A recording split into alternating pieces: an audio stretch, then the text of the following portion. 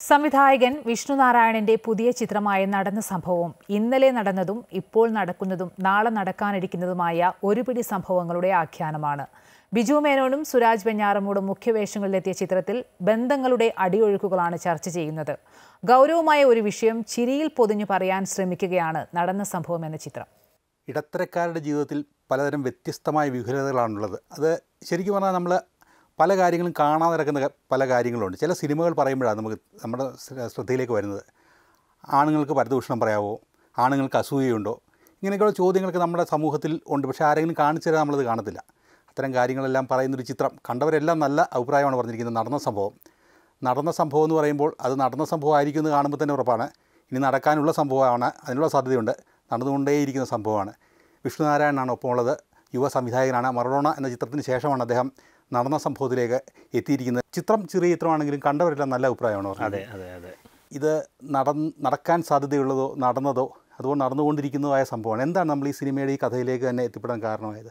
ഞാൻ മറഡോണയ്ക്ക് ശേഷം ഒരുപാട് സിനിമ കഥകൾ ആലോചിക്കുകയും പലതും അതിൻ്റെ പല സ്റ്റേജിലൊക്കെ എത്തുകയൊക്കെ ചെയ്തു. അപ്പോൾ കോവിഡൊക്കെ വന്ന് പല കാരണങ്ങളുണ്ട്. ഇപ്പം ശരിക്കും ബീച്ചേട്ടനായിട്ട് വേറൊരു സിനിമയായിരുന്നു, കുറച്ച് വലിയൊരു പടമായിരുന്നു നമ്മൾ പ്ലാൻ ചെയ്തിരുന്നത്. പക്ഷേ അത് ഈ കോവിഡിൻ്റെ പല കാരണങ്ങൾ കൊണ്ട് അന്ന് പോസ്റ്റ്പോൺ ചെയ്യേണ്ടി വന്നു. അപ്പോഴാണ് പറഞ്ഞത് എന്തെങ്കിലും ചെറിയ രസമുള്ള പരിപാടിയാണെങ്കിൽ നമുക്ക് ഇമ്മീഡിയറ്റ്, അങ്ങനെയാണ് ഈ കഥ എന്നിലേക്ക് വരുന്നത്. അപ്പോൾ ഇത് കേട്ടപ്പോൾ എനിക്ക് ഐഡിയ ഭയങ്കര എക്സൈറ്റിംഗ് ആയിട്ട് തോന്നി. കാരണം നമ്മളൊരു പ്രധാനപ്പെട്ട ഒരു വിഷയം അഡ്രസ്സ് ചെയ്യുന്നുണ്ട്, പക്ഷേ അത് ഭയങ്കര രസകരമായിട്ട് ആൾക്കാർക്ക് എൻജോയ് ചെയ്യാൻ പറ്റുന്ന രീതിയിലാണ് അതിൻ്റെ ഒരു നരേഷൻ നമുക്ക് തോന്നിയത്. അപ്പോൾ ആ രീതിയിൽ പിന്നെ വളരെ റിലവൻ്റ് ആയിട്ടുള്ളൊരു കണ്ടൻറ്റ് അത് പറയണമെന്നും തോന്നി. അപ്പോൾ അങ്ങനെയാണ് നമ്മൾ ആ കഥയിലേക്ക് എത്തുന്നത്. പിന്നെ ഇത് ശരിക്കും അങ്ങനെ ഒരു പർട്ടിക്കുലർ ഇൻസിഡൻറ്റിൻ്റെ ഒരു കോപ്പി പേസ്റ്റ് അല്ല. ഇതിപ്പം ഇപ്പം സിനിമ കണ്ടതാണല്ലോ. അപ്പോൾ എന്ന് വെച്ചാൽ നമുക്ക് സിനിമയിലെ എല്ലാ കഥാപാത്രങ്ങളെയും നമ്മുടെ ചുറ്റും ആരോടെങ്കിലുമൊക്കെ നമുക്ക് റിലേറ്റ് ചെയ്യാൻ പറ്റും. അങ്ങനെയുള്ള കുറേ ഇൻസിഡൻറ്റുകൾ കോർത്തിണക്കിയിട്ട് അതൊരു നടന്ന സംഭവമായിട്ട് രൂപപ്പെടുത്തുകയാണ് ചെയ്തത്. റെലവൻസ് എന്ന് പറയുമ്പോൾ സ്ത്രീപക്ഷ സിനിമ എന്ന് പറയുമ്പോഴും പക്ഷേ അത്രത്തിന് ഡ്രൈനെസ് ഒട്ടും ഫീൽ ചെയ്യാതെ തന്നെ വളരെ ഇഴുകിച്ചേർന്ന് കഥ പറഞ്ഞ് ഫാമിലിക്ക് മനസ്സിലാക്കാൻ പറ്റുന്ന രീതിയിൽ നമ്മുടെ നിത്യജീവിതത്തിൽ കാണുന്ന ആൾക്കാരുടെ കുശുമ്പും അസൂയയും വൈരാഗ്യവും ഒക്കെ അതിനകത്തുണ്ട്.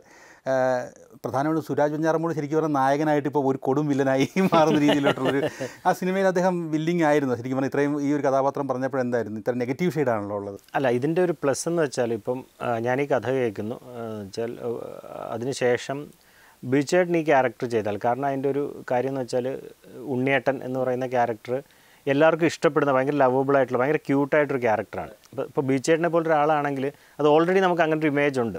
അദ്ദേഹം ഭയങ്കര ക്യൂട്ടാണ്, എല്ലാവർക്കും ഇഷ്ടമുള്ളൊരു ആക്ടറാണ്. സ്ക്രിപ്റ്റ് ബിജു മേനോന്റെ സ്വാഗിനനുസരിച്ച് എഴുതിയ പോലെ തന്നെ. അപ്പോൾ അതിൻ്റെ ഒരു ഗുണമെന്ന് വെച്ചാൽ നമ്മൾ ആ ക്യാരക്ടറിനെ എസ്റ്റാബ്ലിഷ് ചെയ്യാൻ അധികം പണിയെടുക്കണ്ട.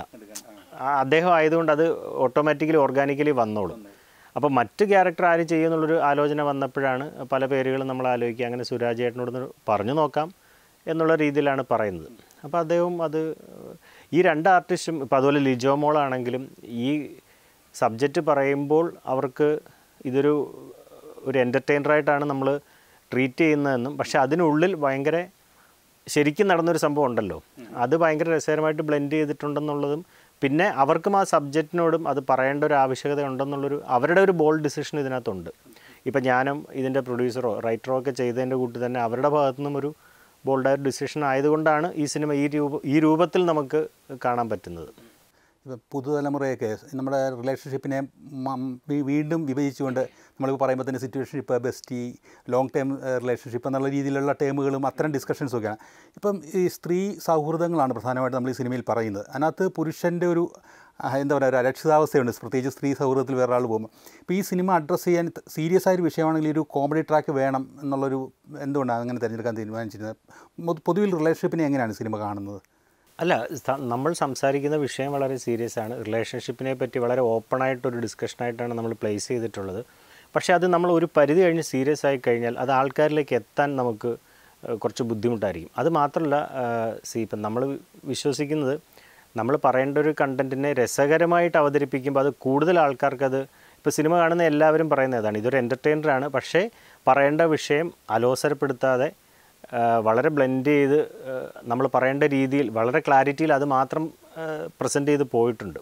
90കളിലെ കുറേ ഫീൽ ഗുഡ് സിനിമകളുടെ ഒരു ഓർമ്മ ഇത് തരുന്നുണ്ട്.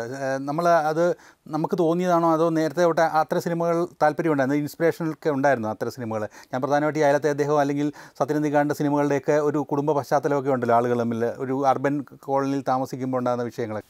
അങ്ങനെ കാണുന്നവർക്ക് കാണാം. കാരണം ഉറപ്പായിട്ട് എനിക്ക് ഈ ശ്രീനിവാസൻ സാറിൻ്റെ സിനിമകൾ, ഇപ്പോൾ തലയണ മന്ത്രമാണെങ്കിലും ചിന്താവിഷ്ട ശ്യാമളയാണെങ്കിലും, കാരണം നമുക്കിപ്പോൾ ഈ അടുത്ത കാലത്തായിട്ട് വളരെ ജെന്യൂനായിട്ട് ഫാമിലി റിലേഷൻഷിപ്പ് പറയുന്ന സിനിമകൾ കുറവാണ്. നമ്മളിതൊന്നും അങ്ങനെ ആലോചിച്ച് പ്ലാൻ ചെയ്തതല്ല. ഇങ്ങനൊരു ഐഡിയ വരുന്നു, അതിനെപ്പറ്റി നമ്മൾ പിന്നെ അതിൻ്റെ ഒരു പ്രോസസ്സിൽ വർക്കിൽ നമുക്ക് തോന്നും ഇങ്ങനെയൊക്കെയുള്ള പ്ലസ് ഇതിനകത്തുണ്ട്. ഇപ്പോൾ എല്ലാവരും സിനിമ കാണുന്ന പ്രത്യേകിച്ച് സ്ത്രീകളാണെങ്കിലും ചേച്ചിമാരൊക്കെ വിളിച്ചിട്ട് പറയുന്നത് കുറേ കാലത്തിന് ശേഷമാണ്.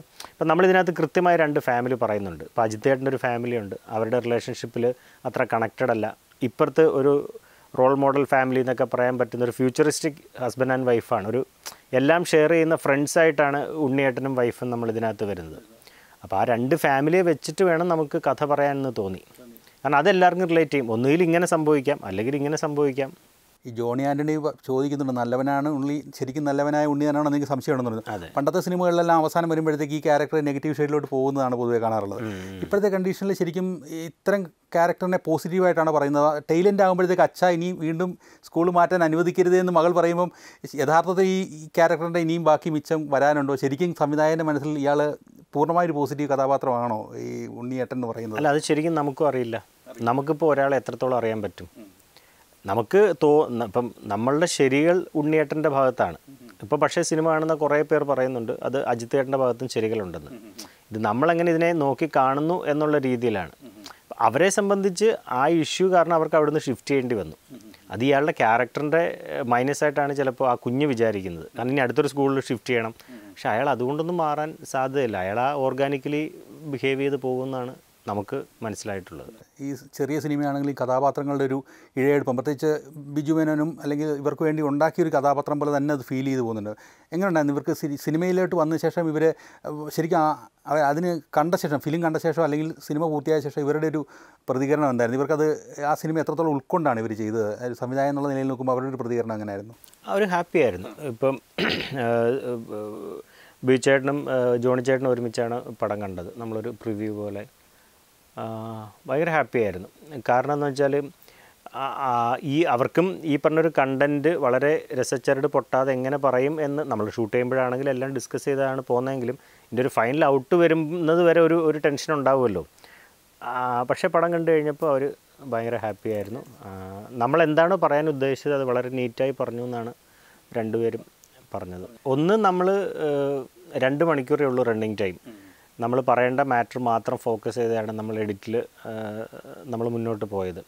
പിന്നെ അത്യാവശ്യം ആൾക്കാർക്ക് കണക്റ്റ് ആവുന്ന സീക്വൻസുകളാണ്.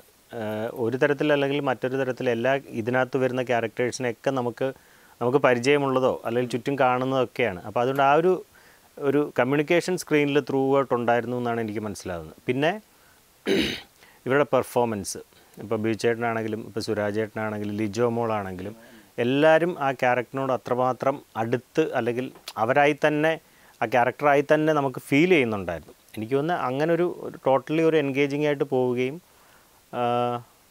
പിന്നെ ഈ പറഞ്ഞ 2 മണിക്കൂറേ ഉള്ളൂ. നമ്മൾ കാര്യം മാത്രം പറഞ്ഞ് ഫിനിഷ് ചെയ്തു. പിന്നെ അത്യാവശ്യം ഈ പറയുന്ന ഹ്യൂമറും കാര്യങ്ങളും ഒരിക്കലും അതൊരു ഫോഴ്സ്ഡ് ആയിട്ടുള്ള ഹ്യൂമർ അല്ലല്ലോ. അതെ, സാഹചര്യവശാൽ ഇപ്പോൾ അജിത്തേട്ടൻ്റെ ക്യാരക്ടർ എടുത്തു കഴിഞ്ഞാലും പുള്ളി ഭയങ്കര സട്ടിലായിട്ട് കടന്നു പോകേണ്ട കുറേ സാഹചര്യങ്ങളുണ്ട്. പുള്ളി അവിടെ ഒരിക്കലും ഫണ്ണ് കാണിക്കുന്നില്ല, ഹ്യൂമർ ഒന്നും ചെയ്യുന്നില്ല. പുള്ളിയുടെ അവിടുത്തെ ഒരു അവസ്ഥ നമ്മളെ ചിരിപ്പിക്കുകയാണ്. അപ്പോൾ ആ രീതിയിലാണെന്ന് തോന്നുന്നു എനിക്ക് എല്ലാവർക്കും കണക്റ്റായെന്ന് തോന്നുന്നത്. എന്തായാലും പൊതുവേ എല്ലാവർക്കും കണ്ടവർക്കെല്ലാം ഇടത്തരക്കാരുടെ ഒരു ജീവിതത്തിലെ കുറേ പ്രശ്നങ്ങളും പുരുഷന്മാരുടെ കുറേ അരക്ഷിതാവസ്ഥകളാണ്. ഞാനത് ചോദിക്കാൻ വിട്ടുപോയി. പുരുഷന്മാരുടെ അരക്ഷിതാവസ്ഥയും പരദൂഷണമൊക്കെ ഉണ്ടെന്നുള്ളത് പ്രേക്ഷകരെ ഒന്ന് അറിയിക്കുക എന്നുള്ളത് ഒരു ശ്രമം കൂടി ഉണ്ടായിരുന്നു ഇത്തരം കാര്യങ്ങളിനകത്ത്. അല്ലെങ്കിൽ അവർ ഇൻസെക്യൂർ അല്ലെങ്കിൽ അവർക്ക് അസൂയ തോന്നുന്നു ഇത്തരം ചില ആളുകളോടാണ്. അല്ല, ഉറപ്പായിട്ട് അങ്ങനെ സദസ്സുകളുണ്ടല്ലോ. ഇപ്പം ആണുങ്ങളുടെ കള്ളുകുടി സദസ്സ് എന്ന് പറയുന്നത് പലതിൻ്റെയും ഒരു പ്ലേസാണ്. അത് ഭയങ്കര രസകരമായിട്ട് നമുക്ക് പറയാൻ പറ്റിയെന്നാണ് തോന്നുന്നത്.